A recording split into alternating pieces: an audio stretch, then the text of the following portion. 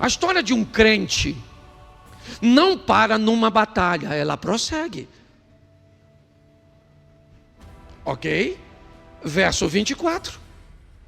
Depois disso, ajuntou Ben-Hadad, rei, todo o seu, e sitiou Samaria. Bom, você viu no 23 que não houve guerra. Sim ou não? Mas o 24 diz que o rei da Síria, aquela mesma nação, depois de um tempo, ele vai fazer guerra a Israel. Por quê? Uma boa pergunta. Será que Deus mudou? Não. Na época de Eliseu, e naquele período, o povo está seguindo um padrão de vida. A conduta do povo fez Deus proteger tanto o rei quanto o povo de Israel e honrar o nome do profeta Eliseu. Mas agora o povo está vivendo uma vida longe de Deus. E longe de Deus, o inimigo vai voltar. Porque na verdade, quer a Síria, o Egito, filisteus, cananeus e todos os inimigos, de uma certa forma, ele traz consigo só a representação, viu, os teólogos de plantão, do mover de Satanás, que sempre, depois de uma batalha, retira-se durante um período, mas que volta de novo para te atacar. O diabo nunca vai nos deixar. Essa é a representação. Agora, Ben-Hadad, o rei da Síria, volta com todo o seu exército, sobe e sitia Samaria. Estado de sítio é um sistema de cerco, ok? De uma forma simples. Ele não invade, tá certo? Então o que ele faz? Ele bloqueia a cidade, impedindo seus moradores de saírem, e fica aguardando os recursos de dentro acabarem. É isso que está acontecendo aqui. Ben-Hadad vai sitiar Samaria nesse período. Verso 25. Houve grande fome em Samaria, eis que a sitiaram, a ponto de se vender a cabeça de um jumento por 80 siclos de prata, e um pouco de esterco de pombas por 5 siclos de prata. Verso, vamos lá, segue aí por favor.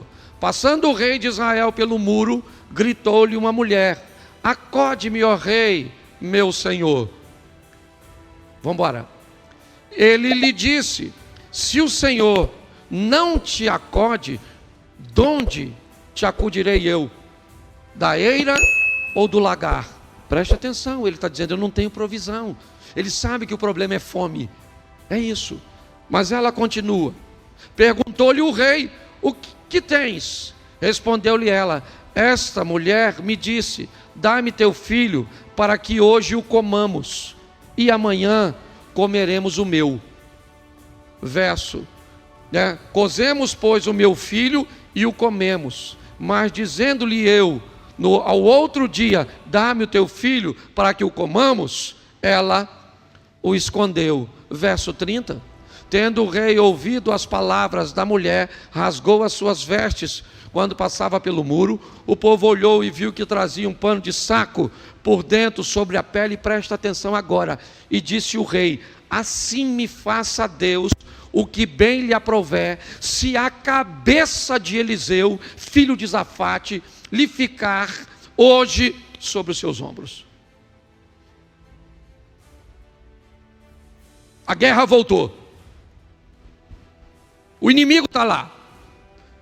Ele não invadiu, ele cercou. O sistema está montado.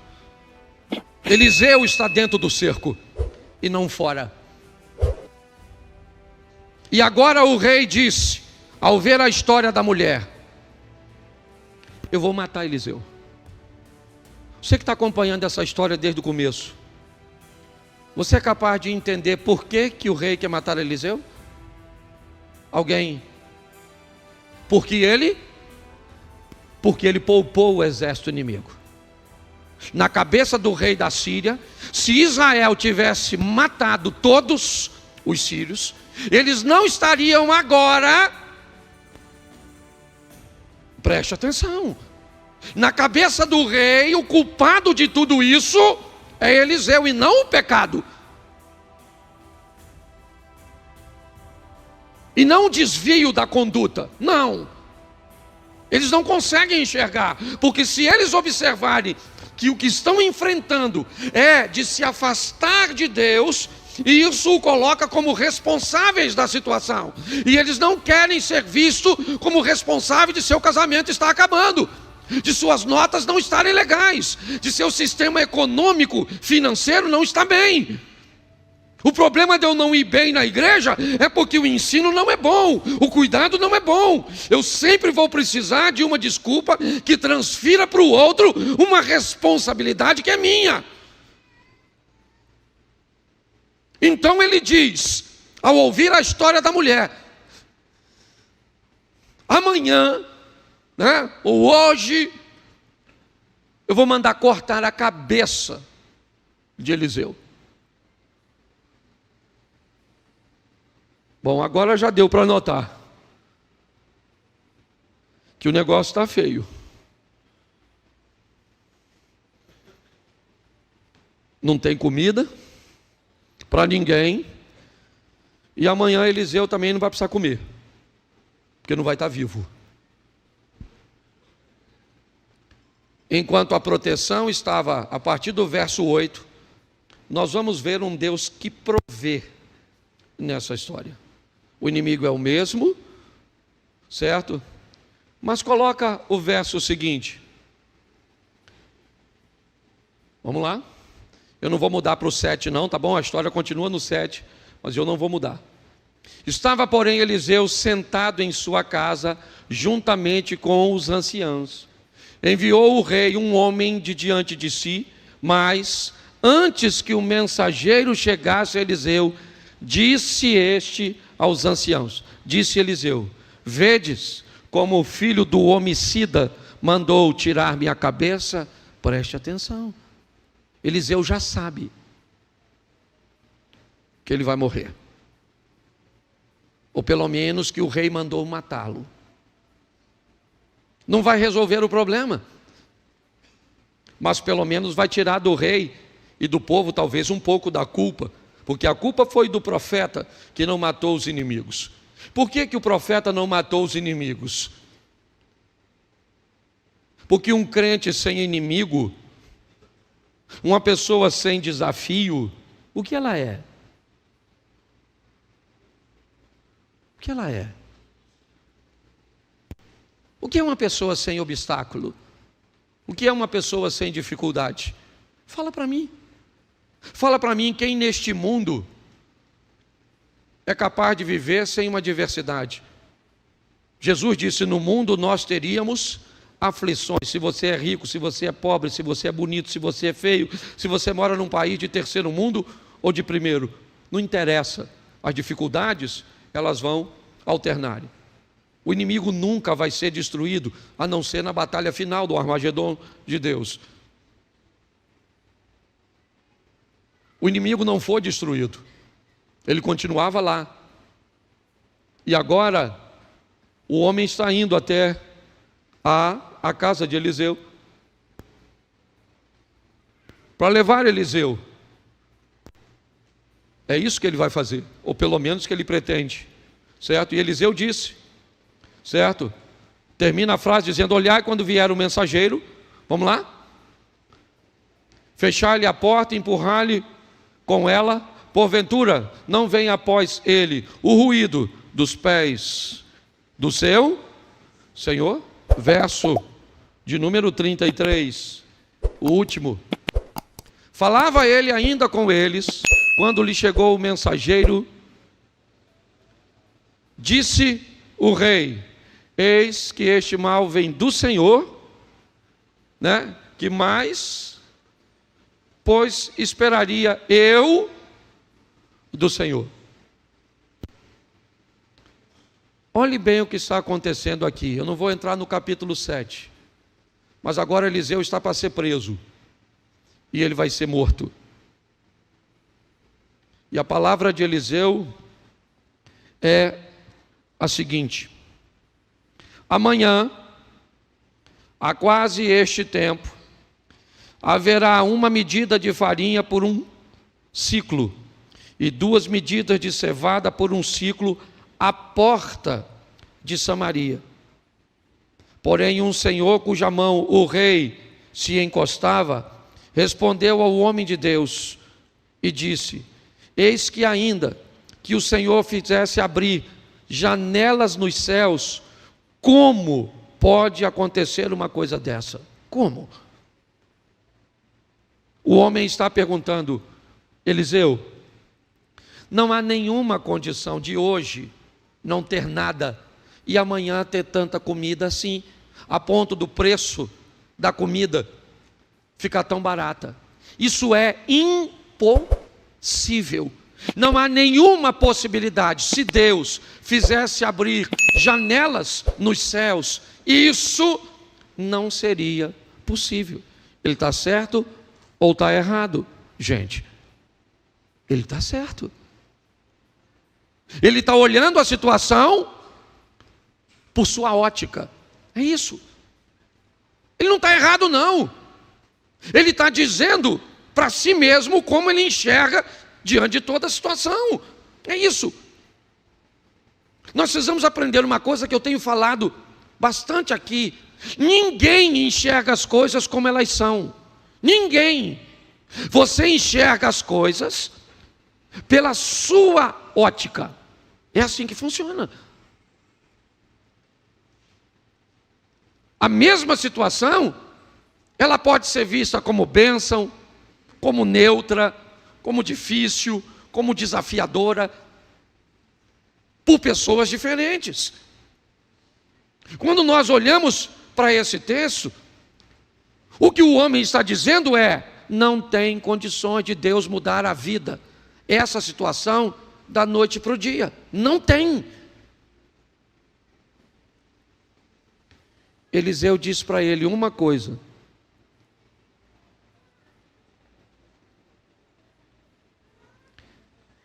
eis que você vai ver isso com os teus olhos, porém, da comida que vai estar amanhã você não vai comer. Olha o que Eliseu está dizendo. Pastor, que palavra dura é essa do profeta para o homem de confiança do rei, do homem que servia de apoio para o rei, do homem que era conselheiro do rei, o cara que aconselhava o rei, o cara que estava perto e podia exercer influência. Olha só, ele está dizendo que é impossível. Eliseu disse: amanhã a essa hora isso vai acontecer, porém você não come. Ele morre pisoteado. Depois você lê o capítulo 7. Pastor, o que o senhor quer falar com isso? Eu quero te dar a garantia de 3 coisas. Primeiro, tudo que você faz não passa despercebido. Você pode enganar o pastor, a esposa, os pais, o patrão, os amigos. Você vai conseguir enganar quem você quiser. Você pode viver uma vida, certo, do jeito que você quiser. Isso é o livre-arbítrio. Agora, não esqueça de 2 coisas. Você tem alguém que com certeza vai te atacar e alguém que, para proteger você, vai precisar de uma postura sua. É só isso. Você precisa entender isso. Segunda coisa que você precisa entender é que quando Deus te protege, ninguém tem condições de te ferir. Quando Deus se levanta a seu favor, não interessa. Numa encruzilhada pode oferecer o sangue de uma galinha ou de um elefante. A quantidade que for. Nada pode impedir a mão de Deus de te proteger se você levar a sua vida com Deus a sério. Obrigação de controlar a vida de crente não é de pastor, é do próprio crente. É importante nós entendermos isso. O tempo de uma igreja minúscula, certo? Onde tinha 30, 40 membros e o pastor controlava tudo, esse tempo passou. O evangelho cresceu, expandiu, são milhares, milhões de pessoas. Antigamente a comunidade se reunia com um grupo de membros que moravam basicamente ao redor. Os membros frequentavam e usavam o banheiro da própria casa pastoral. Um membro morava de um lado, o outro do outro, uma, duas esquinas.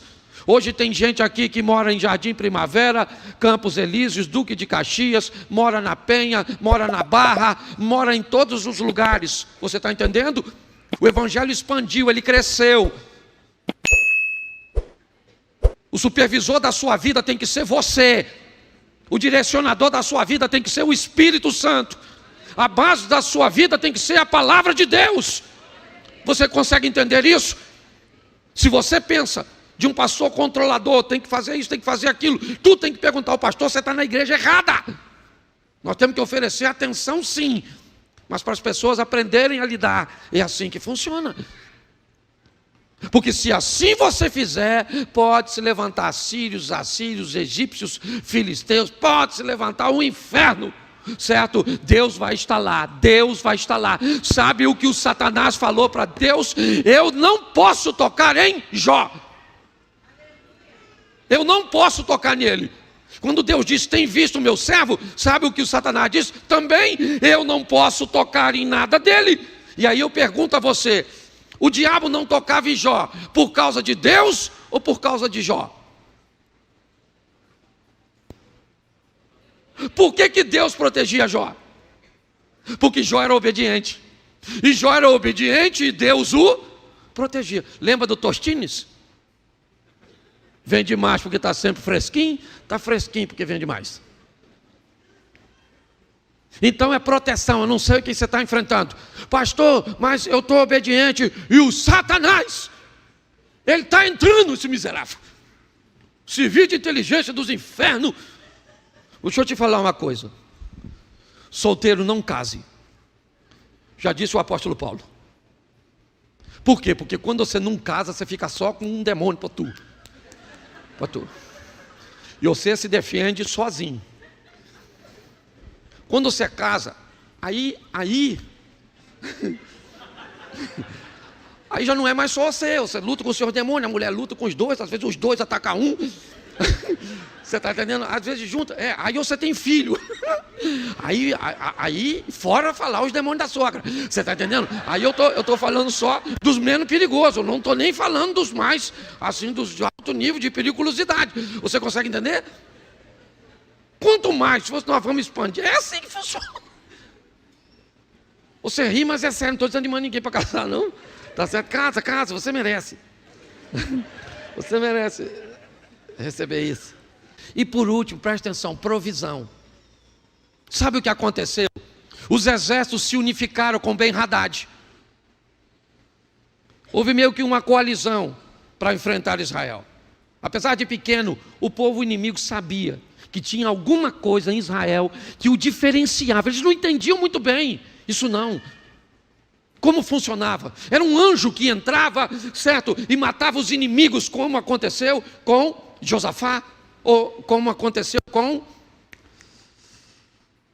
Ezequias, certo? Era muros que caem, era águas que se abrem. A história sempre estava na mente dos inimigos, é verdade.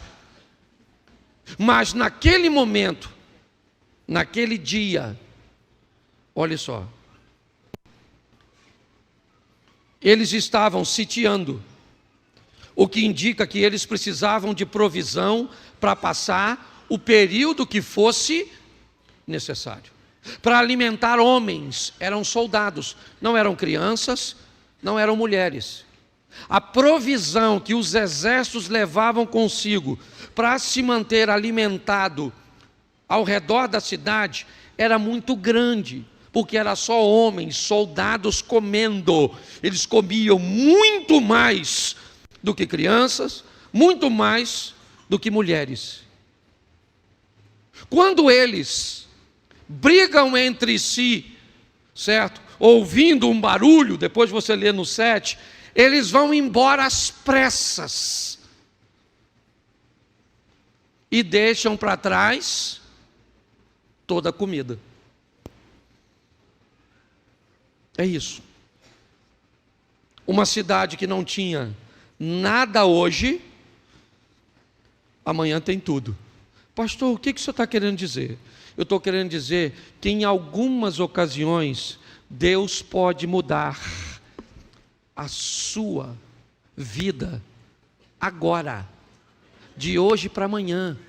Você pode dormir desempregado e acordar empregado. Você pode dormir doente e acordar são. Você pode dormir com um marido ruim e acordar com bom, o mesmo. Nesse não. Que tem gente que bebe, né, Zia? Aí dorme com uma pessoa e acorda com outra. Não é isso não, tá certo? O que eu quero é que você entenda que Deus pode fazer, porque Ele é o Todo-Poderoso. E hoje começa uma semana, o primeiro dia da semana qual é? Hoje. Então hoje começa uma semana nova, uma semana de vitória, uma semana de conquista, uma semana onde olha só, onde o inimigo vai fazer o papel dele, amém? Mas nós e Deus vamos fazer o nosso. E pronto.